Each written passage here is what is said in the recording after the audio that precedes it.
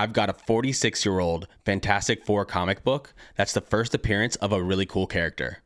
Let's take a look. Okay, what I have here is Fantastic Four number 211 from 1979. The writer was Marv Wolfman, and the artist was the legendary John Byrne. Now, John Byrne would go on to take over this title and do the writing as well as the art, and he would write and illustrate one of the best Fantastic Four runs of all time. I think this run of Fantastic Four is for sure in the conversation when you talk about best Fantastic Four runs, and it's because of really cool issues like this one right here. Now, this is a key issue. It's the first appearance of Terrax the Tamer, a herald who travels through the cosmos at the head of a meteor shower, seeking planets for Galactus to devour. So his original name was Tyros, and he was a dictator of a small city-state, Landlac, of the world Burge. Tyros ruled through his limited power over rock and earth. His powers were a mutation unique to Tyros alone, and they enabled him to animate constructs of stone, which would patrol his kingdom, maintaining his firm control. Tyros loved power and conquest and led a life of debauchery and violence, which led him to come to the attention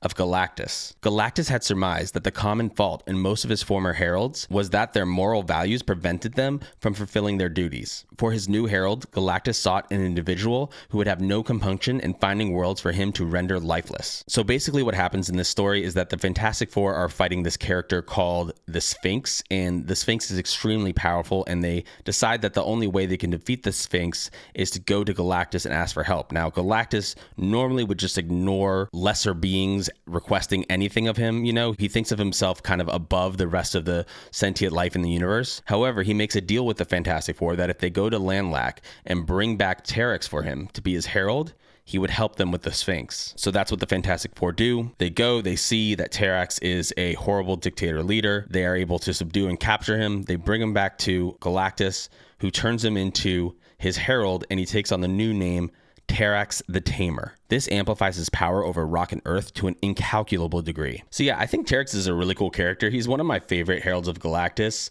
I just like the character design, and I really like his powers. He was also involved with Doctor Doom later in the comics. He has like a kind of unaliving and then resurrection, and then he gets involved in the Annihilation event where he basically is controlled by Annihilus and is used as the Annihilation wave sweeps over the whole universe. And there's much more than that about this character. I think he's really, really cool. I really love this run by John Byrne. I think that this is a really cool comic to have. This cover is absolutely beautiful. I should also mention that Joe Sinnott is a great inker that did the inks on this book and most of the Fantastic Four run. He was also a great inker on the X-Men run by Chris Claremont. So it's just an all-star creative team for this comic. And for those reasons, I'm just super happy to have this really cool Fantastic Four book in my collection.